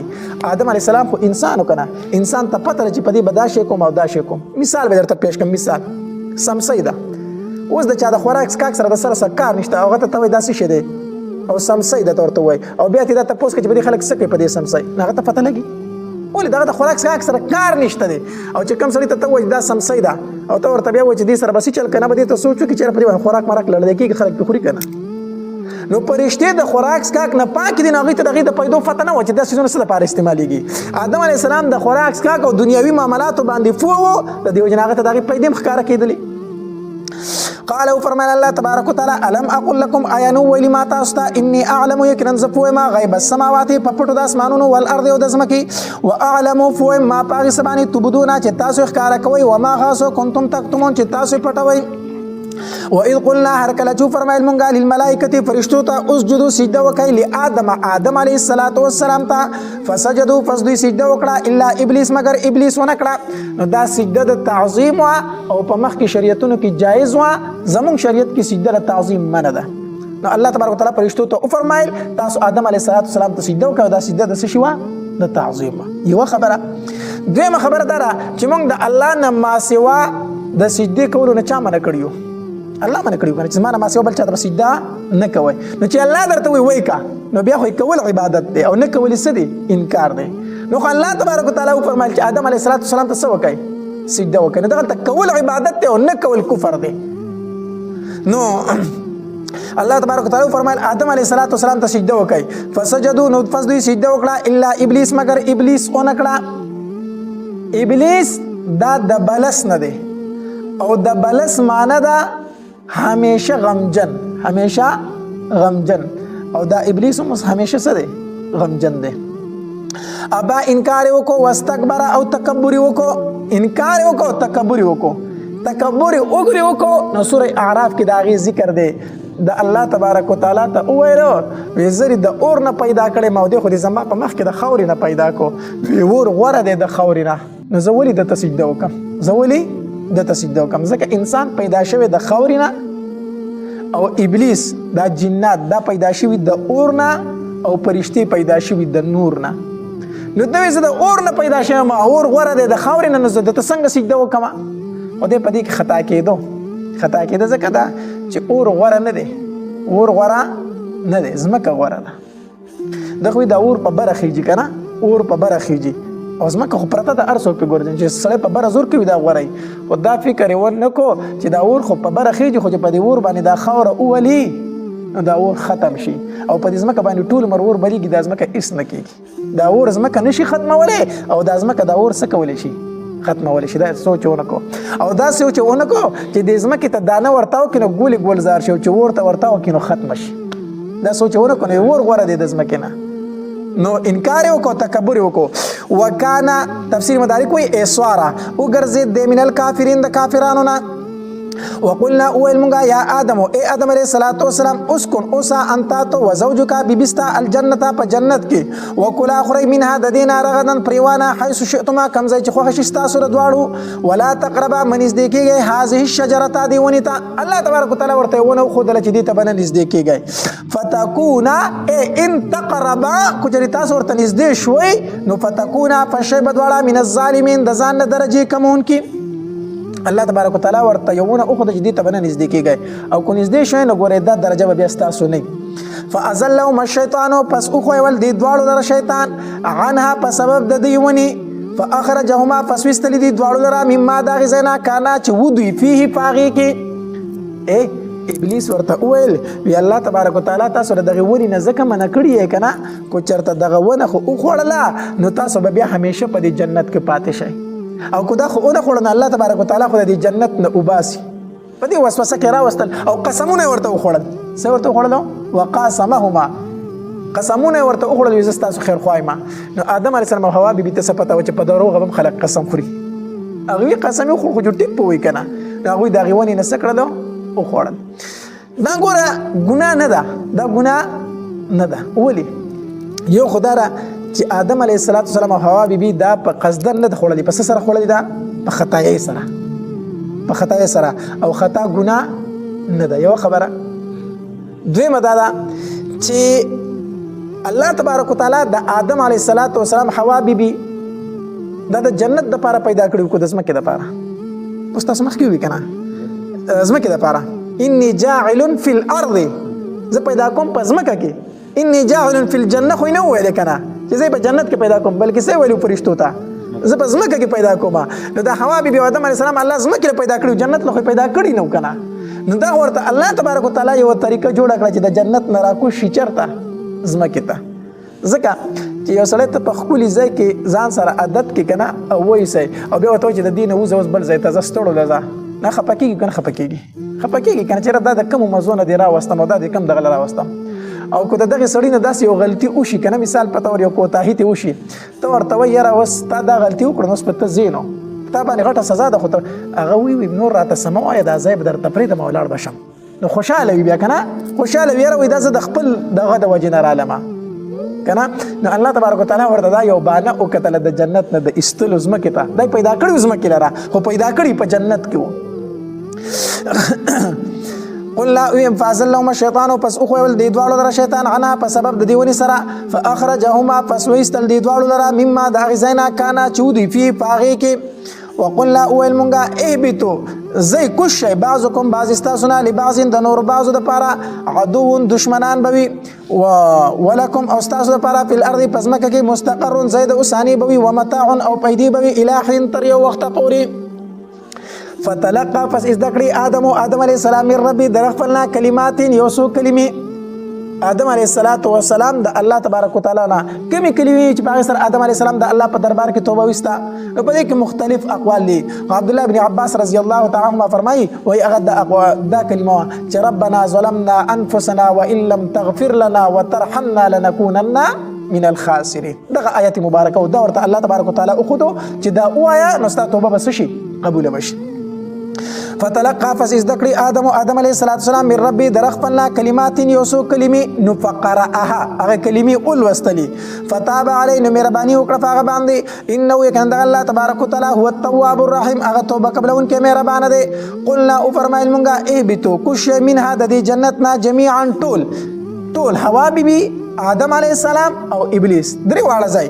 فاما یاتینکم فسکو چر راغه تاسو ته مني زما د طرفنا هدن صحیح هدایت فمن تبع فسچا تابعداري وکړه هدايه د هدایت زما فلا خوف نبير عليهم پاغيباني ولا هم يحزنون او نبغي غم جنشي والذین واکسان کفروا چې کفر کړي وکذبوا او دروغجن غني بی آیاتنا آیاتنا زمونږه اولئک دا کسان چې اصحاب النار خاوندان د اور دي هم دی با فیا په دی اور کې خالدون همیشوي سبحانك لا علم لنا إلا ما علمتنا إنك أنت العليم الحكيم